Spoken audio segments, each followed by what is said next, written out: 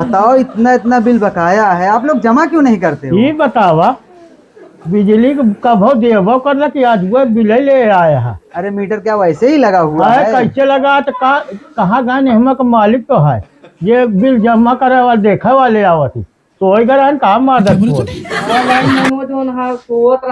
बोला मादर चोट का क्या बोला तूने?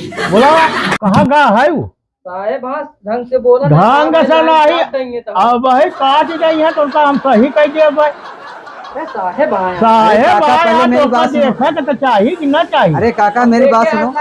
जमा नहीं करता कैसे लाइट कटवा जाओ वहीं फिर खड़े खड़े अरे कटवा के देख के ले वहीं कटवाओ फिर कटवावा वाली जा देखी कहाँ कहीं के साहेब काका हाँ। अब शब्द मत बोलिए। अरे अब सब तो बोले वाला काम मत करे यहाँ अब वही देखा आया अब बताए कहाँ करे है 8 लाख भवा तो कहाँ से भवा एक अरे तो- जज्बा करता कि